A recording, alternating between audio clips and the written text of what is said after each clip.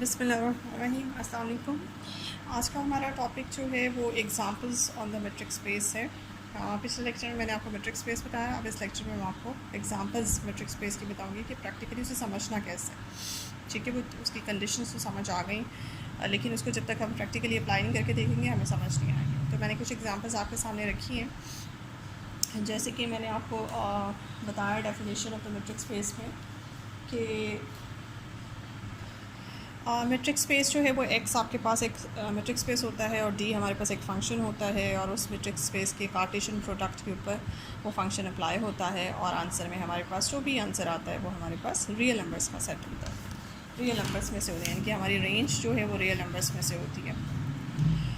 अब ये एक फ़ंक्शन अब चेक करने का तरीका मैं आपको बताती हूँ। फॉर एग्जांपल, अब वो जो एक्स सेट था, जो हम एक्स कोई भी आर्बिट्रेरी सेट मैंने आपको कहा था नॉन एम्प्टी सेट लें, उस सेट की जगह मैंने आपको जैसे बताया था कि कुछ भी कोई भी सेट रूटीन लाइफ में से भी हम ले सकते हैं। जैसे कि रियल नंबर्स का सेट है, हमने जो डेफिनेशन पढ़ा था कि डी अप्लाई हो रहा है एक्स क्रॉस एक्स पे, लेकिन इसमें हम देख रहे हैं कि डी अप्लाई हो रहा है आर क्रॉस आर पे।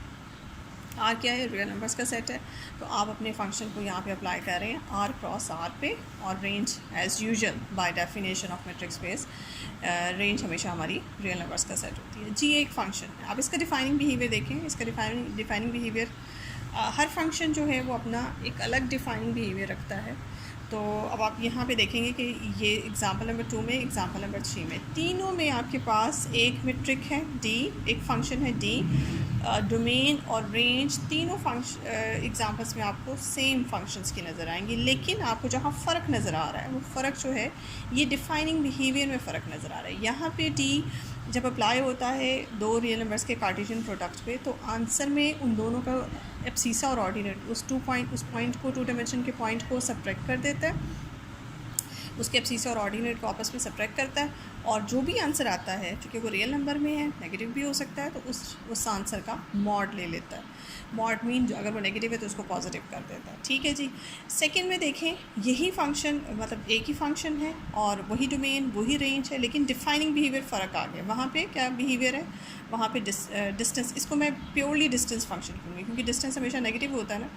और डिस्टेंस फाइंड कैसे किया जाता है? एक पॉइंट को दूसरे पॉइंट में से माइनस करके, तो आप डिस्टेंस निकाल लेते हैं। तो डिस्टेंस और फिर जो भी आता है, अगर पॉजिटिव आए या नेगेटिव आए, नेगेटिव आए तो आप उसको मॉड लेके पॉजिटिव कर लेते हैं। डिस्टेंस कभी नेगेटिव नहीं होता। तो ये वाला जो आपके फर्स्ट एग्जांपल जो है ये जो है ये प्योरली डिस्टेंस फंक्शन को रिप्रेजेंट कर रही है। अच्छा जी, दूसरे में आप देखें अगेन एक्स वाई पे आपने अप्लाई किया, लेकिन बिहेवियर फ़र्क आ गया। अब ये क्या कर रहा है? ये वाला डी फंक्शन क्या कर रहा है? ये वाला डी फंक्शन जो है ये 1/x, पहले वाले x पोर्शन को 1/x कर रहा है, और दूसरे में y को भी 1/y कर रहा है और सब्ट्रैक्ट कर रहा है, और फिर उसका मॉड ले लेता है। तो इसमें थोड़ी सी रिस्ट्रिक्शन उसने लगाई हुई है। डोमेन हमारी वैसे तो रियल नंबर्स का सेट ही है, लेकिन आपने जो भी एलिमेंट यहाँ से उठाने हैं और उसके ऊपर ये बिहेवियर अप्लाई करना है, वो एलिमेंट्स नॉन ज़ीरो होने चाहिए, क्योंकि अगर आपने ज़ीरो एलिमेंट एक्स की जगह कोई ज़ीरो एलिमेंट ले लिया तो वो 1/0 इन्फिनिटी बन जाएगा। तो हमने इन्फिनिटी से बचना है। तो इसके ऊपर थोड़ी सी रिस्ट्रिक्शन है जो साइड पे लिखी हुई है कि वो एलिमेंट जो नॉन ज़ीरो है बस आपने वो रियल नंबर में से उठाने, और फिर आपने इस फंक्शन को इस तरह से अप्लाई करना है। थर्ड, आप यही वाला डोमेन रेंज के साथ एक नया फंक्शन देखेंगे, बल्कि आप इसको ऐसे कर लें, ये D1 कह लें मिसाल के तौर पे डिफरेंट करने के लिए, D1, D2 और D3। आप ये ना समझें कि सेम ही फंक्शन है, तो ये फंक्शंस मैंने डिफरेंट कर दिए, लेकिन इन सब फंक्शंस की डोमेन और रेंज आपको डिफरेंट सेम नज़र आएगी। अच्छा जी, ये फंक्शन देखें D3, ये आपका D2 हो गया, ये आपका D1 हो गया, और ये D3 हो गया। ये D3 कैसे अप्लाई होता है? D3 आपका अप्लाई होता है एक्स और वाई पे। ये x माइनस वाई करता है, मॉड करता है, वैसे जैसे पहले वाली एग्जांपल में था, लेकिन उसके बाद उसका स्क्वायर रूट ले लेता है। अब ये हैं जी फंक्शंस के बिहेवियर, D1 का बिहेवियर, D2 का बिहेवियर एंड D3 का बिहेवियर। ये इसको मैं अक्सर बोलती हूँ डिफाइनिंग बिहेवियर। तो फंक्शंस की डोमेन और रेंज सेम भी हो जाए, लेकिन उसके डिफाइनिंग बिहेवियर तो डिफरेंट है। तो आपने ये पूरा प्रॉपर आप इसको चेक भी कर सकते हैं। चेक करने का तरीका मैं आपको बाद में बताती हूँ कि कैसे चेक करेंगे, कि इसके ऊपर वो 3 कंडीशंस मेट्रिक के लगाएंगे और वो तीनों कंडीशन सेटिस्फाई होंगी। उसके बाद प्रूव हो जाएगा कि ये D1 जो है ये एक मेट्रिक स्पेस है। D1 आपके पास मेट्रिक है और ये R जो है वो आपके पास मेट्रिक स्पेस है। इसमें भी ऐसे ही होगा, ये भी मेट्रिक स्पेस प्रूव कर सकते हैं और इसको भी हम प्रूव कर सकते हैं कि ये भी मेट्रिक स्पेस है। सो आपके D1, D2 और D3 तीनों के तीनों मेट्रिक हैं, और इन तीनों केसेस में R आपके पास एक मेट्रिक स्पेस है, लेकिन उसके ऊपर तीनों केस में मेट्रिक डिफरेंट डिफाइंस है।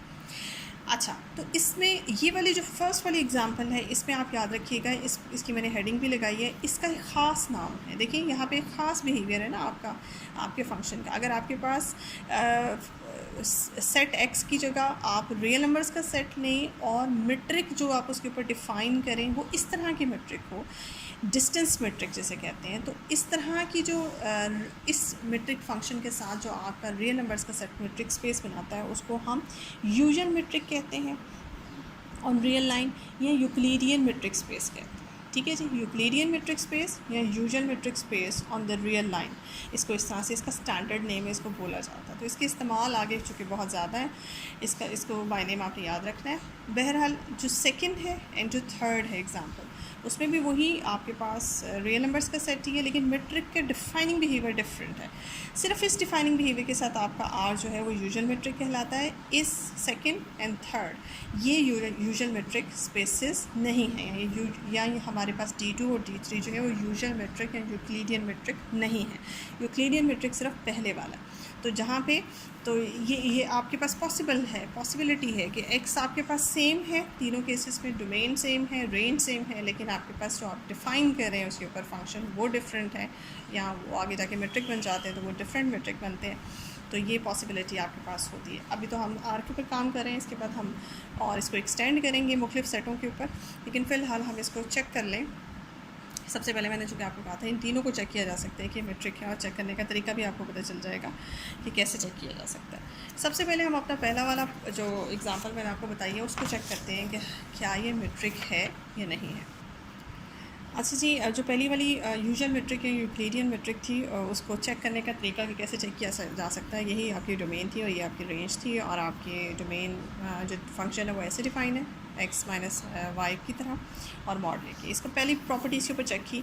पहली प्रॉपर्टी चेक की कि आपका answer dxy should be greater than equals to 0, ये आंसर आना चाहिए। कैसे आपने देखेंगे तो डिफाइनिंग बिहेवियर से पता चलता है कि आपका डिफाइन है x माइनस वाई का मॉड हमेशा मॉड की जो अपनी वैल्यू होती है, मॉडलेस वैल्यू, ये आपको पता है मॉडलेस फंक्शन जो होता है वो हमेशा पॉजिटिव होता है, या पॉजिटिव होता है या ज़ीरो होता है, यानी कि अंदर पड़ी हुई चीज़ जो है अगर तो ज़ीरो है तो फिर मॉड उसका आंसर ज़ीरो देगा, और अगर इस मॉड के अंदर पड़ा हुआ नंबर जो है वो नेगेटिव है तो उसको पॉजिटिव कर देगा, और अगर वो पॉजिटिव है तो उसको पॉजिटिव ही रहने देगा। तो हर केस में ओवरऑल जो इस मॉड का आंसर आता है या तो वो ज़ीरो आता है या पॉजिटिव आता है। सो इसका मतलब है dxy भी आपका greater than equals to 0। First condition में आपका ये पहला पोर्शन था जो ईज़िली आपके डिफाइनिंग बिहेवियर से ऑब्वियसली मैंने प्रूव कर दिया। दूसरा मैं आपके सामने रखती हूँ, वो कंडीशन क्या थी आपको पता होनी चाहिए। उसका सेकंड पार्ट था कंडीशन का, ये देखें, ये वाला पार्ट था dxy is equals to 0 if and only if x is equals to y। ये आपने डबल डायरेक्शन प्रूव करना है। देखिए आपने पहले लेट किया कि x y के बराबर है, इफ़ x y के बराबर है तो आप इसमें dxy के अंदर x को y पुट कर दें तो, या y को x पुट कर दें तो dx बन जाता है, इसकी वैल्यू लगाई x माइनस एक्स, वो 0 आ जाती है। या आप इसको इस तरह से कर सकते हैं कि 0 का मॉड आ जाता है, और 0 का मॉड हमेशा 0 ही होता है। सो आपके पास वन डायरेक्शन प्रूव होगी कि अगर x y के बराबर हो तो dxy 0 आता है। कॉन्वर्सली अगर dxy 0 हो जाए, अगर dxy 0 हो जाए तो dxy की वैल्यू लिखिए x minus y mod equals to 0। अगर किसी नंबर का मॉड 0 हो जाए तो वो नंबर खुद 0 होता है, नंबर के 0 होने से आपका x y के बराबर आ गया। ठीक है जी, तो इफ़ एंड ओनली के साथ दोनों डायरेक्शन प्रूव होगी, तो फर्स्ट कंडीशन आपकी ऐसे पूरी प्रूव हो जाती है। अच्छा जी, सेकंड कंडीशन देखें। सेकंड कंडीशन आपकी सिमेट्रिक कंडीशन कहलाती है। ये देखिए, ये वाली कंडीशन थी आपके पास अभी dxy should be equals to dyx। तो आपने इसको अप्लाई किया, dxy का आपका आंसर ये आता है, इसमें y को x से रिप्लेस कर दिया, या आप ये कह सकते हैं माइनस कॉमन निकाल लिया, माइनस इस तरह से लिख लिया। उसके बाद आपको पता है मॉडलेस जो है वो दोनों के ऊपर अलग अलग हो जाएगा, माइनस का मॉडलेस जो उसको +1 कर देगा वो ख़त्म हो जाएगा, और dy माइनस एक्स का मॉड जो है dy के बराबर है। सो dxy dy के बराबर हो गया। सेकेंड कंडीशन आपकी पूरी हो गई जी। थर्ड कंडीशन हमारे पास ट्रायंगुलर प्रॉपर्टी थी, फिर रिमेंबर उसमें आपको 3 पॉइंट्स चाहिए होते हैं, जैसे x y एंड z। तो फर्स्ट से थर्ड पॉइंट x से z तक का जो डिस्टेंस होता है वो लेस देन इक्वल होता है x से y तक के डिस्टेंस प्लस y से z तक का डिस्टेंस। ये बात आपने अप्लाई करनी है। ये आपने सामने लिख के रख लिया कि x y, अगर आपके पास 2 पॉइंट आप मेट्रिक स्पेस में से R में से उठाते हैं x और y, तो फिर उसके ऊपर जब आप मेट्रिक अप्लाई करते हैं तो आंसर x माइनस वाई आता है। y z लें तो फिर ये आंसर आता है, और x z लें तो ये आंसर आता है। अब आपने चूँकि dx z को लेस देन इक्वल दिखाना है dxy plus y dy z से, तो सबसे पहले डी एक्स सी उठाया, डी एक्स सी का मतलब एक्स माइनस सी। इसमें देखिए अपने पास है, आपने वाई को इंट्रोड्यूस कराया, आपने वाई को अपने पास ऐड भी किया और सब्ट्रैक्ट भी किया। उसके बाद आपने इसकी ब्रैकेट्स दो हिस्से बना लिए, दो टर्म्स बना लिए, एक्स माइनस वाई को अलग कर लिया और वाई माइनस सी को अलग कर लिया। और मॉडुलस की प्रॉपर्टी है, यहाँ मैं साइड पे लिख देती हूँ, मॉडुलस की प्रॉपर्टी है कि दो नंबर के सम का जो मॉड होता है वो लेस दैन इक्वल होता है उन दोनों के अलग अलग मॉड के। तो जब आप मॉड इन दोनों नंबर्स के ऊपर अलग अलग करेंगी तो आपके पास लेस दैन इक्वल आएगा, इक्वालिटी नहीं चलेगी। अब ये वाला जो पोर्शन है इसके आप देख लें, x minus y d x y के बराबर है और ये जो है आपका डी वाई सी के बराबर है। तो फर्स्ट को जब आप लास्ट के साथ कंपेयर करेंगे, ये इक्वालिटी चलती चलती यहाँ पे लेस दैन इक्वल आ गई है। तो फर्स्ट का लास्ट के साथ जो रिलेशन होगा वो इक्वालिटी का नहीं होगा, लेस दैन इक्वल का रिलेशन होगा। सो डी एक्स सी जो है वो लेस दैन इक्वल है d x y plus d y c से। अब आपने देखिए ये तीनों कंडीशंस प्रूव हो गई हैं, hence D is metric, D metric बन गई है और R with D is metric space बन गया और इसको hence it is usual metric on R, ये यूजुअल मेट्रिक R पे बन गई है। ठीक है जी। अब इसमें एक चीज़ और आप मद्देनज़र रखें, अक्सर आपको ऐसे क्वेश्चन की स्टेटमेंट में होगा R is a metric space, simple ऐसे लिखा होगा, तो उसके साथ ये नहीं बताया होगा कि देखिए जैसे मैंने आपको पिछले बताया कि R के ऊपर हम तीन एग्जांपल्स दिए, तीन मुख्तलिफ तरह की मेट्रिक्स बना सकते हैं। जैसे ये दोबारा दिखा दूँ आपको,